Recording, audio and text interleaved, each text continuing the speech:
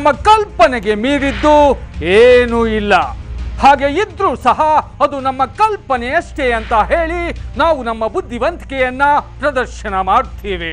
ಆದ್ರೆ ಪ್ರಕೃತಿ ಇಲ್ಲಿ ನಿಮಗೆ ತಿಳಿಯದ್ದು ಬಹಳಷ್ಟಿದೆ ಎಂದು ಹೇಳೋದ್ರೊಂದಿಗೆ ಕಾಲಾಂತರದಲ್ಲಿ ಅಂಥವುಗಳ ದರ್ಶನ ಮಾಡಿಸುತ್ತೆ. ಇಡೀ ಮನುಕುಲವನ್ನ ಚಕಿತಗೊಳಿಸುತ್ತೆ, ಮಾನವನ ನಿರ್ಧಾರವನ್ನ ಬದಲಿಸುತ್ತೆ. ಹಾಗೆ ಪ್ರಕೃತಿಯಲ್ಲಿ ಎದುರಾಗಿರುವಂತಹ ಒಂದು ಕುತೂಹಲಕಾರಿ ಚಕಿತವೇ ನಮ್ಮ ಇಂದಿನ ಹೀಗೂ ಉಂಟೆ.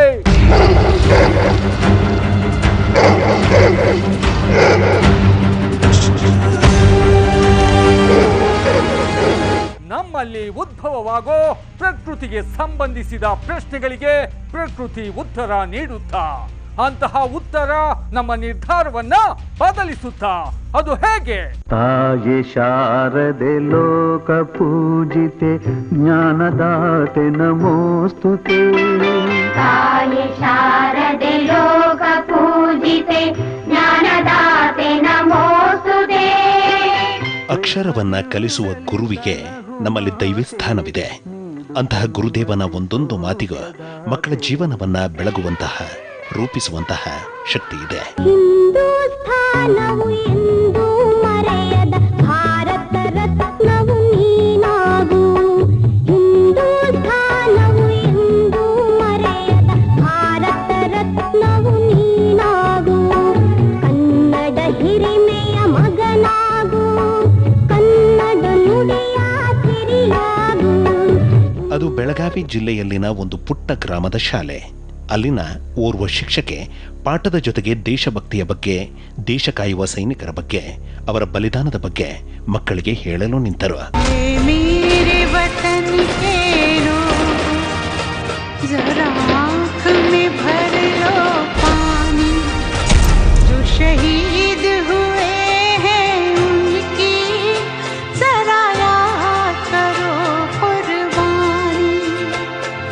ದೇಶಭಕ್ತಿಗೆ ಸಂಬಂಧಿಸಿದ ವೀರ ಯೋಧರಿಗೆ ಸಂಬಂಧಿಸಿದ ಆ ಗುರುವಿನ ಒಂದೊಂದು ಮಾತು ಸಹ ಆ ಬಾಲಕನ ಮನದಲ್ಲಿ ಉಳಿದು ಬಿಟ್ಟಿತು.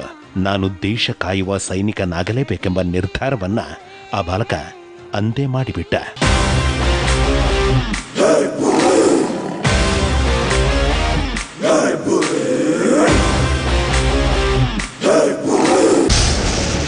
ಆ ಬಾಲಕ SSLC ಪರೀಕ್ಷೆಯಲ್ಲಿ ಪಾಸ್ ಆಗಿ PUC ಸೇರಿಕೊಂಡ. ತಾನು ಯೋಧನಾಗುತ್ತೇನೆಂದು ಮನೆಯಲ್ಲಿ ಹೇಳಲು ಆರಂಭಿಸಿದ.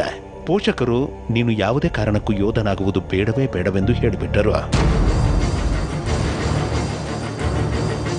ಪೋಷಕರ ಅಂತಹ ಮಾತುಗಳು ಮನಸ್ಸಿಗೆ ನೋವನ್ನುಂಟು ಮಾಡಿದವು. ಆದರೆ ಯಾರು ಏನೇ ಹೇಳಲಿ ನಾನು ಯೋಧನಾಗಿಯೇ ತೀರುತ್ತೇನೆ ಎಂದು ನಿರ್ಧರಿಸಿದ ಬೆಳಗಾವಿಯ ಆ ಯುವಕನಿಗೆ ಒಂದು ಕುತೂಹಲಕಾರಿ ಮಾಹಿತಿ ಸಿಕ್ಕಿತು. ಹಾಗೆ ಸಿಕ್ಕಿದ ಮಾಹಿತಿಯೇ ಡಿಫೆನ್ಸ್ನವರು ನಗರದಲ್ಲಿ ಸೈನಿಕರಿಗಾಗಿ ಸೆಲೆಕ್ಷನ್ ನಡೆಸುತ್ತಿದ್ದಾರೆಂಬುದು.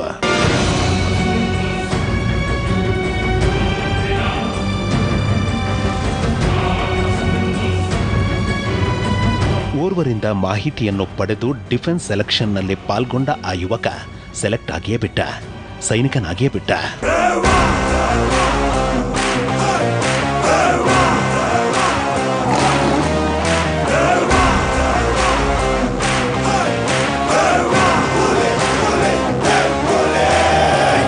ನಮ್ಮ ಸೆಲೆಕ್ಷನ್ ಬೆಳಗಾಮಲ್ಲಿ. ನಾನು SSLC ಓದ್ಬಿಟ್ಟು PUC ಜಾಯ್ನ್ ಆಗಿದ್ದೆ. ಆವಾಗ ನನಗೆ ಏನೋ ಡಿಫೆನ್ಸ್ ಸೇರ್ಬೇಕಂದ್ರೆ ನಮ್ಮ ಟೀಚರ್ ಹೇಳಿದರು. ಅದಕ್ಕೆ ಡಿಫೆನ್ಸ್ ಹೋಗ್ಬೇಕು ಅನ್ಸದಿದ್ದಾಗ ಒಂದೇ ಸತಿನೇ ಸೆಲೆಕ್ಷನ್ ಆಗೋಗ್ಬಿಟ್ಟೆ. ಡಿಫೆನ್ಸ್ಗೆ ಸೆಲೆಕ್ಟ್ ಆದ ಆ ಯುವಕನ ಹೆಸರಾದರೂ ಏನೆಂಬ ಪ್ರಶ್ನೆಗೆ ಉತ್ತರ ಬೆಳಗಾವಿ ಜಿಲ್ಲೆಯ ಕೆಂಪಣ್ಣ.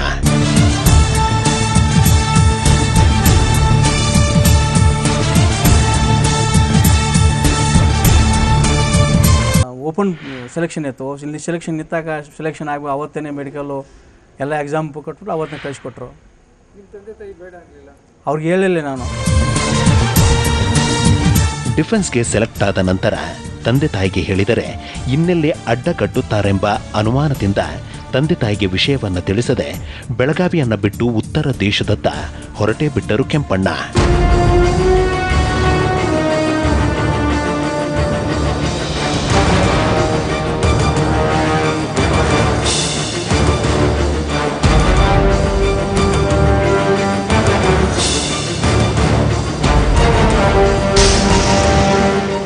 ಗ್ರಾಮದಲ್ಲಿದ್ದ ತಂದೆ ತಾಯಿ ಮಗನನ್ನ ಹುಡುಕಲು ಆರಂಭಿಸಿದ್ರು. ಎಲ್ಲಿಯೂ ಮಗನ ಪತ್ತೆಯಾಗದೆ ತಂದೆ ತಾಯಿ ನೋವಲ್ಲಿ ಮುಳುಗಿದ್ರು. ಅದೊಂದು ದಿನ ಮನೆಗೆ ಒಂದು ಪತ್ರ ಬಂತು. ಪತ್ರದಲ್ಲಿ ತಾನು ಸೈನಿಕನಾಗಿದ್ದೇನೆಂಬ ಮಗನ ಬರಹವು ತಾಯಿಯಲ್ಲಿ ಖುಷಿಯನ್ನು ಉಂಟು ಮಾಡಿತು, ಜೊತೆಗೆ ಭಯವನ್ನು ಉಂಟು ಮಾಡಿತು. ಮಗನನ್ನ ಮತ್ತೆ ನೋಡುತ್ತೇನೋ ಇಲ್ಲವೆಂಬ ಭಯ ತಾಯಿಯನ್ನ ಕಾಡಲು ಆರಂಭಿಸಿ ರೋಧಿಸಲು ನಿಂತರು. ಇತ್ತ ತಾಯಿಯನ್ನ ನೆನೆದು ಕೆಂಪಣ್ಣ ಕಣ್ಣೀರಿಡಲು ಆರಂಭಿಸಿದ್ರು. ಬ್ರಹ್ಮ ವಿಷ್ಣು ಶಿವಾಯ ಹಾಲು ಕುಡಿದರು, ಅಮ್ಮ ನೀನೇ ದೈವ ಅಂತ ಕಾಲು ಮುಗಿದರು. ನಮ್ಮ ತಾಯಿ ಅಂತೂ ನಾನು ವಾಪಸ್ ಬರೋವರೆಗಂತೂ ಅವಳು ಒಂದೇ ಟೈಮ್ ಊಟ ಮಾಡ್ತಿದ್ರು, ಮಗ ಅಂತ. ಕೆಲ ತಿಂಗಳುಗಳ ನಂತರ ಗ್ರಾಮಕ್ಕೆ ಬಂದು ತಂದೆ ತಾಯಿಯನ್ನ ನೋಡಿಕೊಂಡು ಹೋದ ಕೆಂಪಣ್ಣನವರು ಜಮ್ಮು ಕಾಶ್ಮೀರದಲ್ಲಿ ಕಾರ್ಯನಿರ್ವಹಿಸಲು ಆರಂಭಿಸಿದ್ರು. ಗಡಿಯಲ್ಲಿ ವಿರೋಧಿಗಳ ವಿರುದ್ಧ, ಟೆರರಿಸ್ಟ್ಗಳ ವಿರುದ್ಧ ಸೆಣಸಾಡಿದ್ರು. ಪ್ರಾಣ ಭಯವನ್ನ ಬಿಟ್ಟು ಕಾರ್ಗಿಲ್ ಯುದ್ಧದಲ್ಲಿ ದೇಶಕ್ಕಾಗಿ ಹೋರಾಡಿದ್ರು ಯೋಧ ಕೆಂಪಣ್ಣ.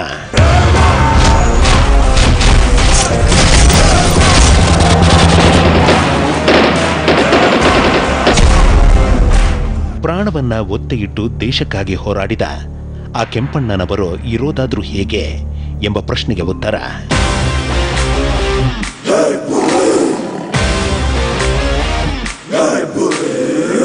ಕಾರ್ಗಿಲ್ ಇದ್ದೆ. ನಾವು ಅಲ್ಲಿ ಜಮ್ಮು ಕಾಶ್ಮೀರ ಇದ್ದೆ. ಇವಾಗ ನಾವು 28 ವರ್ಷ ಕೆಲಸ ಮಾಡಿದ್ದೀವಿ. ಪ್ರತಿಯೊಂದು ಎಲ್ಲಿ ಜಾಗದಲ್ಲಿ ಕೆಲಸ ಮಾಡಿದ್ದೀವಿ. ಒಂದೇ ಒಳ್ಳೆ ಇದ್ರದ್ದು ಮಾಡ್ಕೊಂಡು ನಾವು ಒಳ್ಳೆ ಹೆಸರು ತಗೊಂಡು ಯಾವುದು ತೊಂದರೆ ಎಲ್ಲ ಬಂದಿದ್ದೀವಿ. ತಾಯಿಯ ಆಶೀರ್ವಾದದಿಂದ ನಾನು ಬದುಕುಳಿದಿದ್ದೇನೆಂದು ಹೇಳುವ ಯೋಧ ಕೆಂಪಣ್ಣ ಒಟ್ಟು 28 ವರ್ಷಗಳ ಕಾಲ ಡಿಫೆನ್ಸ್ನಲ್ಲಿ ಕಾರ್ಯನಿರ್ವಹಿಸಿದ್ರು. ಆನಂತರ ನಿವೃತ್ತಿಯನ್ನು ಹೊಂದಿ ಬೆಂಗಳೂರಿಗೆ ಬಂದು ಮಡದಿ ಮಕ್ಕಳೊಂದಿಗೆ ಜೀವನ ಸಾಗಿಸಲು ಆರಂಭಿಸಿದ್ರು.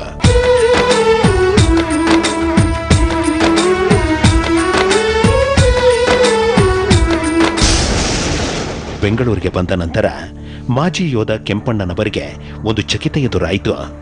ಹಾಗೆ ಎದುರಾದ ಚಕಿತವೇ ಒಂದು ವಿಸ್ಮಯಕಾರಿ ಶ್ವಾನ ಕೆಂಪಣ್ಣನವರನ್ನ ಹುಡುಕಿಕೊಂಡು ಬಂದದ್ದು.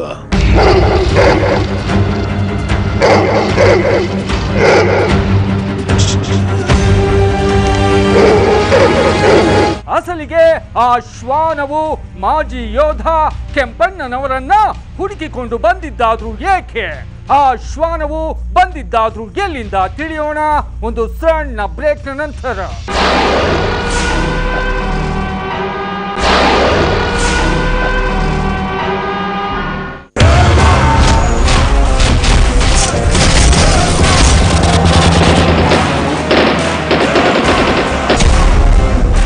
ಇಪ್ಪತ್ತೆಂಟು ವರ್ಷಗಳ ಕಾಲ ಪ್ರಾಣಭಯವನ್ನ ಬಿಟ್ಟು ದೇಶ ರಕ್ಷಣೆಯ ಕಾಯಕವನ್ನ ಮಾಡಿ ಮೇಲಾಧಿಕಾರಿಗಳಿಂದ ಶಾಭಾಸ್ ಎನಿಸಿಕೊಂಡ ಕೆಂಪಣ್ಣನವರು ಬೆಂಗಳೂರಿಗೆ ಬಂದು ಮಡದಿ ಮಕ್ಕಳೊಂದಿಗೆ ನೆಲೆ ನಿಂತರು. ಒಂದು ಪ್ರತಿಷ್ಠಿತ ಪ್ರೈವೇಟ್ ಸೆಕ್ಯೂರಿಟಿ ಏಜೆನ್ಸಿಯಲ್ಲಿ ಕಾರ್ಯನಿರ್ವಹಿಸಲು ಆರಂಭಿಸಿದ್ರು. ಈ ನಡುವೆ ಬೆಂಗಳೂರಿನಲ್ಲಿ ನೆಲೆ ನಿಂತ ನಂತರ ಮಾಜಿ ಯೋಧ ಕೆಂಪಣ್ಣ ಹಾಗೂ ಇಡೀ ಮನೆ ಮಂದಿಗೆ ಒಂದು ಚಕಿತ ಎದುರಾಯಿತು. ಹಾಗೆ ಎದುರಾದ ಚಕಿತವೇ ಒಂದು ಶ್ವಾನವು ಕೆಂಪಣ್ಣನವರನ್ನ ಹುಡುಕಿಕೊಂಡು ಬಂದದ್ದು. ಮನೆಯ ಬಾಗಿಲಿನ ಮುಂದೆ ಕಾವಲು ನಿಂತದ್ದು. ಹೊಸಲಿನ ಮೇಲೆ ತಲೆ ಇಟ್ಟು ಮಲಗಲು ಆರಂಭಿಸಿದ್ದು.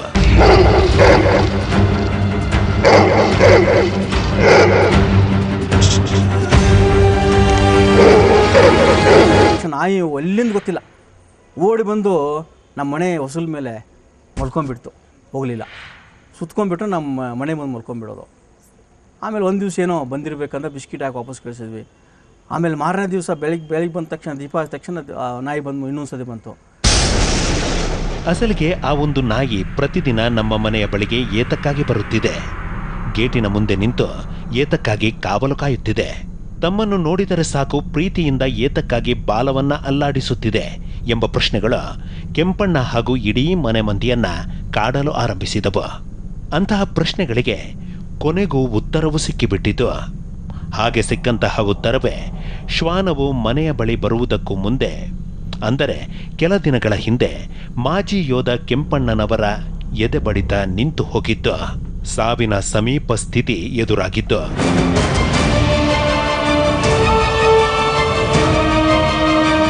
ಇದ್ದಕ್ಕಿದ್ದಂಗೆ ಎದೆ ನೋವು ಬಂದ್ಬಿಟ್ಟು ನಾನು ಶ್ವಾಸನೇ ಕಟ್ಟಾಗಿಬಿಡ್ತು. ಹಾಂ, ಶ್ವಾಸ ಕಟ್ಟಾಗಿಬಿಡ್ತು ನನಗೆ. ಆಮೇಲೆ ನಮ್ಮ ಮಿಸ್ಸಸ್ಸು ಇದ್ದಕ್ಕಿದ್ದಂತೆ ಎದೆ ಬಡಿತ ನಿಂತು ಹೋದಂತಾಗಿ ನೆಲಕ್ಕುರುಳಿದ ಕೆಂಪಣ್ಣನವರು ಆನಂತರ ದೀರ್ಘವಾದ ಉಸಿರನ್ನು ಎಳೆದುಕೊಂಡು ಮೇಲೆದ್ದರು. ಅಂತಹ ಘಟನೆ ನಡೆದ ನಂತರ ಮನೆಯಲ್ಲಿ ನಾನಾ ರೀತಿಯ ವಿಚಿತ್ರಗಳು ನಡೆಯಲು ಆರಂಭಿಸಿದವು. ಕೆಟ್ಟ ಕೆಟ್ಟ ಕನಸುಗಳು, ಒಬ್ಬರನ್ನ ಕಂಡರೆ ಒಬ್ಬರಿಗಾಗದಂತಹ ಸ್ಥಿತಿ, ಚೆನ್ನಾಗಿ ಓದುತ್ತಿದ್ದ ಮಕ್ಕಳು ಮಂಕಾಗಿ ಬಿಟ್ಟರು. ಪ್ರತಿ ಕ್ಷಣವೂ ಮನೆಯಲ್ಲಿ ಗಲಾಟೆ ಗಲಾಟೆ. ನಮ್ಮ ಗಂಡ ಹೆಂಡತಿ ಜಗಳ, ಮಕ್ಕಳು ಸರಿಯಾಗಿ ಓದಲ್ಲ, ಏನೇನೋ ಪ್ರಾಬ್ಲಮ್ಮು. ಆಮೇಲೆ ನಮಗೂ ಒಂದು ಸ್ವಲ್ಪ ನನ್ನ ಹೆಲ್ತ್ ಪ್ರಾಬ್ಲಮ್ಮು ಇದು ಸ್ಟಾರ್ಟ್ ಆದಾಗ ನಮ್ಮ ಮಿಸ್ಸಿಗೆ ಗೊತ್ತಾಗ್ಬಿಟ್ಟು. ನೆಮ್ಮದಿಯಾಗಿದ್ದ ಮನೆಯಲ್ಲಿ ಏತಕ್ಕಾಗಿ ಅಂತಹ ಸ್ಥಿತಿ ನಿರ್ಮಾಣವಾಯಿತೆಂಬ ಪ್ರಶ್ನೆಗಳಿಗೆ ಕೊನೆಗೂ ಕೆಂಪಣ್ಣನವರ ಮಡದಿ ಉತ್ತರವನ್ನ ಪತ್ತೆ ಮಾಡಿದರಂತೆ. ಹಾಗೆ ಪತ್ತೆ ಮಾಡಿದ ಉತ್ತರವೇ ಮುಂಜಾನೆಯ ಸಮಯ ಮನೆಯ ಮುಂದೆ ಪ್ರತಿದಿನ ಬೀಳಲು ಆರಂಭಿಸಿದ ಮಾಟ ಮಂತ್ರದ ಪದಾರ್ಥಗಳು. ಲಿಂಬಿಕಾಯಿ ಹಾಕು, ಆಮೇಲೆ ಕುಂಬಳಕಾಯಿ ಹೊಡೆದು ಹಾಕೊಂಡ್ರೆ ಪ್ರಾಬ್ಲಮ್ ಸ್ಟಾರ್ಟ್ ಆದಾಗ ನಾನು ನಂಬಲ್ಲ. ಆದರೂ ನಮ್ಮ ಮಿಸ್ಸಿಗೆ ನಂಬರ್ದು ಇದೆಲ್ಲ ನಮ್ಮ ಮಿಸ್ಸಿಗೆ ಬೈದೆ ನಾನು, ಇದೆಲ್ಲ ನಮ್ಮ ಮಾಟ ಮಂತ್ರ ಎಲ್ಲ ಸುಳ್ಳು, ಇದು ಏನು ಮಾಡೋಕ್ಕಾಗಲ್ಲ. ಅಂಥವುಗಳನ್ನು ನಾನು ಎಂದಿಗೂ ನಂಬಿದವನಲ್ಲ. ಆ ಕುರಿತು ಮಡದಿ ಹೇಳಿದಾಗಲೆಲ್ಲ ನಾನು ವಿರೋಧಿಸಲು ಆರಂಭಿಸಿದೆನೆಂದು ಹೇಳಿದ ಕೆಂಪಣ್ಣನವರಿಗೆ ಮತ್ತೊಂದು ವಿಚಿತ್ರ ಎದುರಾಯಿತಂತೆ. ಹಾಗೆ ಎದುರಾದ ವಿಚಿತ್ರವೇ ತಾವು ಓಡಿಸುತ್ತಿದ್ದ ಬೈಕ್ ಕಾರಣವಿಲ್ಲದೆ ರೋಡಿನಲ್ಲಿ ಉರುಳಿ ಬಿಟ್ಟಿದ್ದು. ಮತ್ತೆ ಸಾವಿನ ಭಯ ಆವರಿಸಿತ್ತು.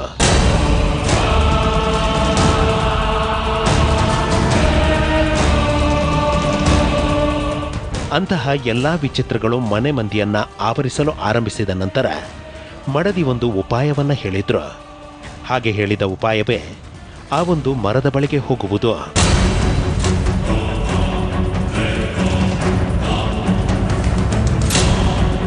ಪತ್ನಿಯು ಕಣ್ಣೀರಿಟ್ಟು ಕೇಳಿಕೊಂಡ ನಂತರ ಕೆಂಪಣ್ಣನವರು ಆ ಮರದ ಬಳಿಗೆ ಹೋದರಂತೆ. ಆ ಮರದ ಕೆಳಗೆ ನಿಂತ ಕೆಂಪಣ್ಣನವರ ಮಡದಿ ಮಾಂಗಲ್ಯ ಭಾಗ್ಯವು ಉಳಿಯುವಂತಾಗಬೇಕೆಂದು ಹೇಳಿದರಂತೆ. ವಿಚಿತ್ರ ಸಮಸ್ಯೆಗಳು ನಿಲ್ಲುವಂತಾಗಬೇಕೆಂದರಂತೆ. ಹಾಗೆ ಆ ಮರದ ಕೆಳಗೆ ನಿಂತು ಮನವಿಯನ್ನು ಮಾಡಿ ಬಂದ ನಂತರ ಒಂದು ಚಕಿತ ಎದುರಾಯಿತಂತೆ. ಹಾಗೆ ಎದುರಾದ ಚಕಿತವೇ ಒಂದು ಶ್ವಾನವು ಮನೆಯ ಬಳಿಗೆ ಬಂದು ಬೊಗಳಲು ಆರಂಭಿಸಿದ್ದು, ಕಾವಲು ಕಾಯಲು ಆರಂಭಿಸಿದ್ದು.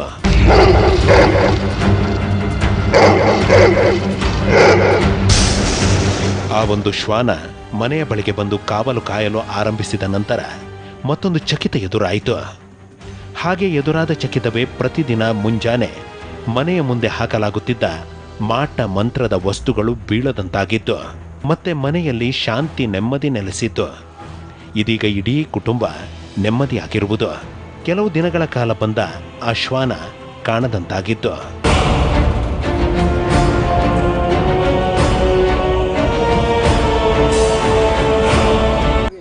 ಇವಾಗ ನೆಮ್ಮದಿಯಾಗಿದ್ದೀವಿ ನಾವು, ಮಕ್ಕಳು ನೆಮ್ಮದಿಯಾಗಿದ್ದಾರೆ. ನನ್ನ ಮಗಳು ಇವಾಗ 99% ಬಂದು ಡಿಫೆನ್ಸ್ ಇಲ್ಲದಾಗ ಎಂತಿಂಥ ಜಾಗ ಸುತ್ತಾಡಿದ್ವಿ, ನಾವು ನಂಬ್ತಿರ್ಲಿಲ್ಲ. ಬಟ್ ನಾವೇನಂದರೆ ಈ ಮನೆಗೆ ಬಂದಮೇಲೆ ನಂಬಬೇಕಾಯ್ತದು. ಓ, ಈ ಪ್ರಪಂಚದಲ್ಲಿ ಇದು ಥರ ಇರುತ್ತೆ ಅಂತ ನಾವು ಸುಮಾರು ಟಿ ವಿಯಲ್ಲಿ ನೋಡ್ತಿದ್ದೀವಿ, ಎಲ್ಲೆಲ್ಲಿ ನೋಡ್ತಿದ್ವಿ, ಯಾರೋ ಹೇಳ್ತಿದ್ರು. ಆದರೆ ನಮಗೆ ಸ್ವಯಂವಾಗಿ ಆದಮೇಲೆ ಇದು ನಂಬಬೇಕಾಯ್ತು ನನಗೆ. ಮನುಷ್ಯನ ಊಹೆಗೂ ನಿಲುಕದ ಚಕಿತಗಳನ್ನು ಎದುರಾಗಿಸುತ್ತಿರೋ ಆ ಒಂದು ಮರದಲ್ಲಿ ನಾನಾ ರೀತಿಯ ರೂಪಗಳು ಕಾಣಿಸುತ್ತವಂತೆ. ಕೇವಲ ರೂಪಗಳೇ ಅಲ್ಲದೆ ವಿಸ್ಮಯಕಾರಿ ದೃಶ್ಯಗಳು ಮರದ ಕೆಳಗೆ ಇದ್ದಕ್ಕಿದ್ದಂತೆ ಸೃಷ್ಟಿಯಾಗಿ ಬಿಡುತ್ತವಂತೆ. ಸರ್ವೆ ಇಲಾಖೆಯಲ್ಲಿ ಕಾರ್ಯನಿರ್ವಹಿಸುತ್ತಿದ್ದ ಆ ವ್ಯಕ್ತಿಗೆ ಆ ಒಂದು ಸ್ಥಳದಲ್ಲಿ ಊಹೆಗೂ ಮೀರಿದ ಒಂದು ಚಕಿತ ಎದುರಾಗಿ ಬಿಟ್ಟಿತ್ತು.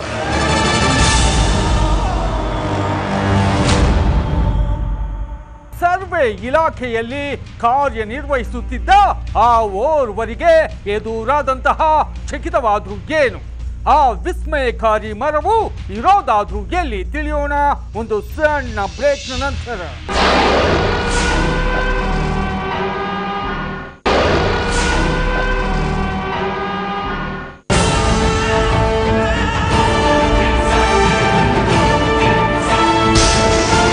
ಇವರ ಹೆಸರು ಉಮಾ ರಮೇಶ್ ಅಂತ. ಶೀತ ಬಾಧೆಯಿಂದ ಮುಖದ ಬಲಭಾಗ ತಿರುಗಿಬಿಟ್ಟಿತ್ತು, ಮಾತನಾಡದಂತಾಯಿತು. ಎಲ್ಲಿಯೂ ಪರಿಹಾರವಾಗದ ಅಂತಹ ಸಮಸ್ಯೆ ಆ ಮರದ ಕೆಳಗೆ ನಿಂತು ಬೇಡಿ ಬಂದ ನಂತರ ಪರಿಹಾರವಾಗಿ ಬಿಟ್ಟಿತ್ತು.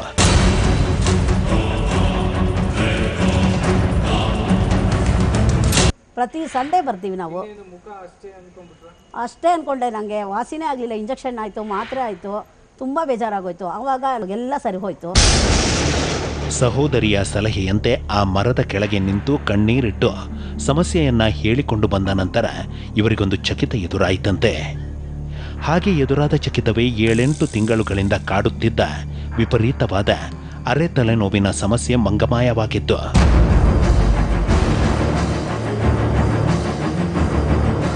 ನಾನು ಇಲ್ಲಿ ಜಾನ್ವರಿಗೆ ಬಂದೆ.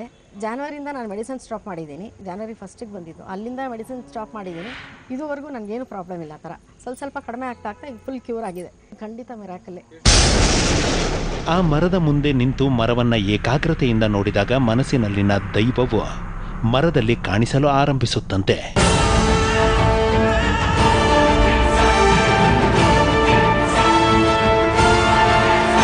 ನಮ್ಮ ಮನಸ್ಸಿನ ಭಾವದಿಂದ ನೋಡಿದರೆ ನಮ್ಗೆ ಯಾವ ಥರ ದೇವರಾದ್ರೂ ಕಾಣುತ್ತೆ. ನೀವು ಆಂಜನೇಯನ ನೋಡ್ತೀರಾ, ರಾಮದೇವರನ್ನ ನೋಡ್ತೀರಾ. ವೈಬ್ರೇಷನ್ ಅಂತೂ ತುಂಬಾ ಆಗುತ್ತೆ ನಮಗೆ ಇಲ್ಲಿ. ಯಾಕಂದರೆ ಇಲ್ಲಿ ಮಾತಾಡ್ತಾ ಇದ್ದಾಗಲೇ ನನಗೆ ಒಂಥರ ಫುಲ್ಲು ಮೈಯೆಲ್ಲ ಜುಮ್ ಅನ್ನುತ್ತೆ. ನಾನು ನಂಬಿನೇ ನಾನು ಇಲ್ಲಿಗೆ ಬರ್ತಾ ಇರೋದು. ಇಲ್ಲಿ ಎಲ್ಲ ರೀತಿಲಿ ಯಾರೇ ಏನೇ ಅಂದ್ಕೊಂಡು ಬಂದ್ರೂ ಅವ್ರವ್ರ ಸಮಸ್ಯೆಗಳಿಂದ ಅವ್ರು ಆಚೆ ಬಂದೇ ಬರ್ತಾರೆ. ಅಷ್ಟು ನಂಬಿಕೆ ಇದೆ. ಇಲ್ಲಿಗಾಗಲೇ ಸಹಸ್ರಾರು ಜನರಿಗೆ ಅಚ್ಚರಿಗಳನ್ನು ಎದುರಾಗಿಸಿರುವ, ಚಕಿತಗಳನ್ನು ಎದುರಾಗಿಸಿರುವ, ಸಮಸ್ಯೆಗಳನ್ನ, ಕಾಯಿಲೆಗಳನ್ನ ನೀಗಿರೋ ಆ ಮರವಾದ್ರೂ ಯಾವುದು? ಅದು ಇರೋದಾದ್ರೂ ಹೇಗೆ? ಅದರಲ್ಲಿ ಅಡಕವಾಗಿರೋ ವಿಸ್ಮಯಕಾರಿ ಶಕ್ತಿಯಾದ್ರೂ ಯಾವುದೆಂಬ ಪ್ರಶ್ನೆಗಳಿಗೆ ಉತ್ತರ ಶ್ರೀ ಗುರು ದತ್ತಾತ್ರೇಯ ಸಾನ್ನಿಧ್ಯವಿರುವ ಔದುಂಬರ ವೃಕ್ಷ. ದತ್ತ ದಿಗಂಬರರೇ, ದಯಾಘನ ಅಲಕ ನಿರಂಜನರೇ, ದತ್ತ ದಿಗಂಬರರೇ, ದಯಾಘನ ಅಲಕ ನಿರಂಜನರೇ, ನಿರ್ಗುಣ ನಿರುಪಮ ನಿತ್ಯ ನಿರಾಮಯ ಮಾಯಾಪತಿ ಹರರೇ, ನಿರಾಮಯ ಮಾಯಾಪತಿ ಹರರೇ, ಭಕ್ತ ಕಾಮ ಕಲ್ಪದ್ರುಮ ಯತಿವರ ಸ್ಥಿತ ಗಾಣಗಪುರರೇ, ಯತಿವರ ಸ್ಥಿತ ಗಾಣಗಪುರರೇ.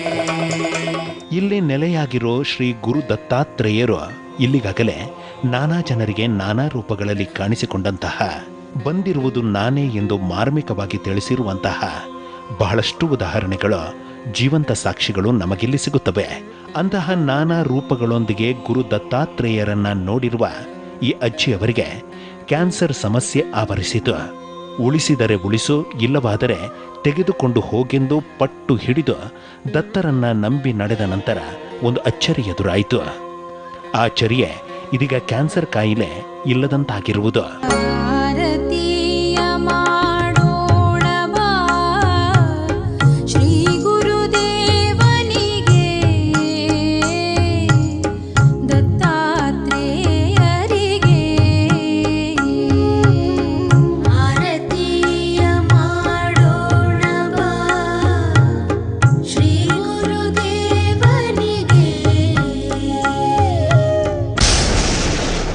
ಇದೀಗ ಮಂದಿರದ ಧರ್ಮಾಧಿಕಾರಿಗಳಾದ ಶ್ರೀ ಗುರುದತ್ತ ಸ್ವಾಮಿಗಳು ಮೊದಲಿಗೆ ಅಷ್ಟೇನೂ ನಂಬುತ್ತಿರಲಿಲ್ಲವಂತೆ. ಇವರ ತಂದೆ ಯೋಗೀಶ್ವರ ನಾರಾಯಣಾನಂದ ಸ್ವಾಮಿಗಳು ಆಸ್ಪತ್ರೆಯಲ್ಲಿ ಸಾವು ಬದುಕಿನ ನಡುವೆ ಹೋರಾಟ ನಡೆಸುತ್ತಿದ್ದರು.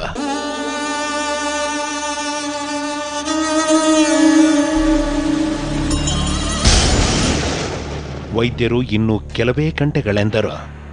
ಜ್ಯೋತಿಷಿಗಳು ಸಮಯ ಮುಗಿದಿದೆ ಎಂದರು.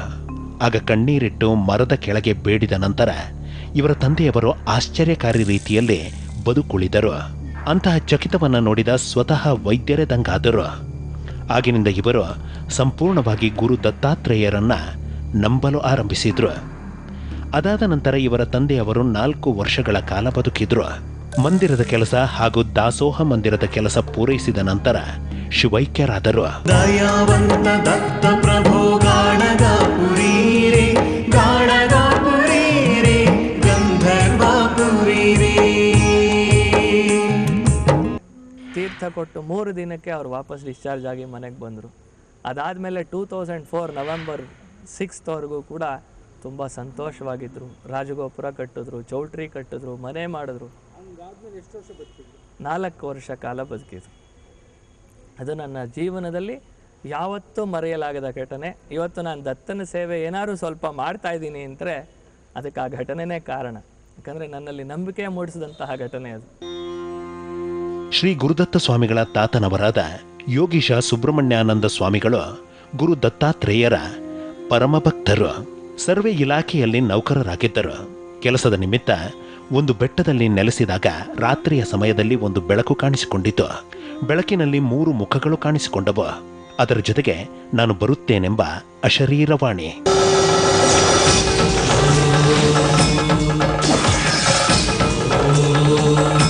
ಅಂತಹ ಅನುಭವಗಳು ಮತ್ತೆ ಮತ್ತೆ ಆಗಲು ಆರಂಭಿಸಿದ ನಂತರ ಕೆಲಸವನ್ನ ಬಿಟ್ಟು ಸ್ವಗ್ರಾಮವಾದ ಬೆಂಗಳೂರಿನ ಹೊಸಕೆರೆ ಹಳ್ಳಿಗೆ ಬಂದು ನೆಲೆ ನಿಂತರು ಸುಬ್ರಹ್ಮಣ್ಯಾನಂದರು. ಕನಸಲ್ಲಿ ಸಿಕ್ಕಂತಹ ಒಂದು ಆದೇಶದಂತೆ ಓರ್ವ ಬಾಲಕ ಒಂದು ಚಿಕ್ಕದಾದ ದತ್ತಾತ್ರೇಯರ ವಿಗ್ರಹವನ್ನ ಇವರ ಕೈಗೆ ಕೊಟ್ಟು ಹೋಗುತ್ತಾನೆ. ಅದಾದ ನಂತರ ಈ ಔದುಂಬರ ಮರವು ನಾನಾ ಚಕಿತಗಳನ್ನು ಎದುರಾಗಿಸಿ ತನ್ನತ್ತ ಬರುವಂತೆ ಮಾಡಿತು. ಸುಬ್ರಹ್ಮಣ್ಯಾನಂದ ಸ್ವಾಮಿಗಳು ಮರದ ಕೆಳಗೆ ಪುಟ್ಟ ವಿಗ್ರಹವನ್ನ ಇಟ್ಟು ಪೂಜಿಸಲು ನಿಂತರು. ಊಹೆಗೂ ನಿಲುಕದ ಚಕಿತಗಳು ಎದುರಾಗಲು ಆರಂಭಿಸಿದವು. ಸೃಷ್ಟಿ ಪಾಲಿಪು ದತ್ತ ಮೂರ್ತಿಗೆ ತೊಟ್ಟಿಲಿಟ್ಟು ತೂಗುವೆ,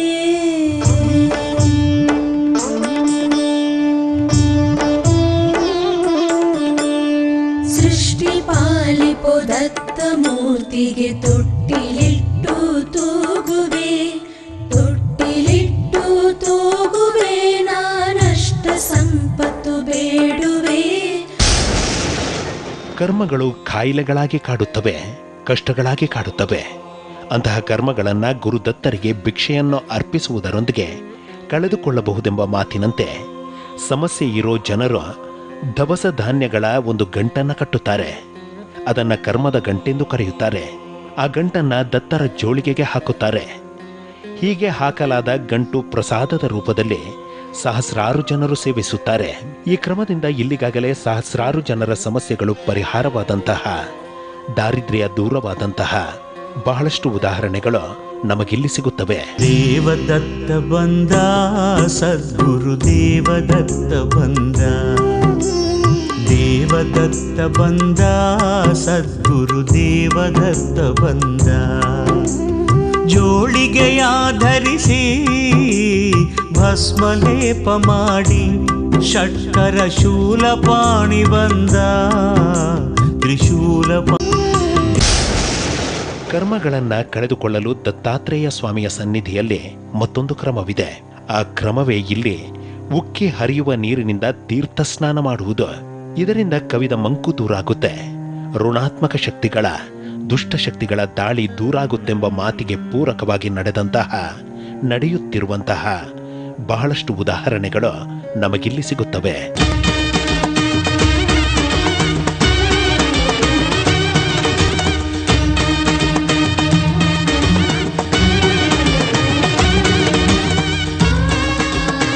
ಶ್ರೀ ಗುರು ದತ್ತಾತ್ರೇಯರ ಸಾನ್ನಿಧ್ಯವಿರುವ ಈ ಗುರುದತ್ತ ಪೀಠವು ಇರೋದಾದ್ರೂ ಎಲ್ಲಿ ಎಂಬ ಪ್ರಶ್ನೆಗಳಿಗೆ ಉತ್ತರ.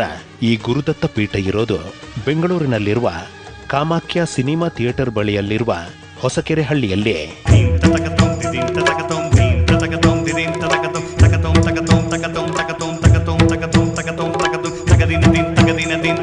ದತ್ತ ದಿಗಂಬರರೇ, ದಯಾಘನ ಅಲಕ ನಿರಂಜನರೇ, ದತ್ತ ದಿಗಂಬರರೇ, ದಯಾಘನ ಅಲಕ ನಿರಂಜನರೇ, ನಿರ್ಗುಣ ನಿರುಪಮ ನಿತ್ಯ ನಿರಾಮಯ ಮಾಯಾಪತಿ ಹರರೇ, ನಿರಾಮಯ ಮಾಯಾಪತಿ ಹರರೇ. ಬೆಂಗಳೂರಿನ ಹೊಸಕೆರೆ ಹಳ್ಳಿಯಲ್ಲಿರೋ ಶ್ರೀ ದತ್ತ ಪೀಠವು ಸದಾ ಚಕಿತಗಳನ್ನ ಎದುರಾಗಿಸುವ ತಾಣವಾಗಿದೆ. ಔದುಂಬರ ವೃಕ್ಷದಡಿಯಲ್ಲಿ ಏಕಾಗ್ರತೆಯೊಂದಿಗೆ ಧ್ಯಾನದಲ್ಲಿ ನಿರತರಾದ ಜನರಿಗೆ ಊಹೆಗೂ ನಿಲುಕದ ಅಚ್ಚರಿಗಳು ಎದುರಾದಂತಹ, ಆಶ್ಚರ್ಯಕಾರಿ ರೀತಿಯಲ್ಲಿ ಸಮಸ್ಯೆಗಳು ಪರಿಹಾರವಾದಂತಹ ಬಹಳಷ್ಟು ಜೀವಂತ ಸಾಕ್ಷಿಗಳು ನಮಗಿಲ್ಲಿ ಸಿಗ್ತವೆ. ಇಂತಹ ಹಲವು ಸಂಗತಿಗಳ ನಡುವೆ ನಮ್ಮನ್ನು ಕಾಡುವಂತಹ ಕಟ್ಟ ಕಡೆಯ ಪ್ರಶ್ನೆ ಇದು ಉಂಟೆ.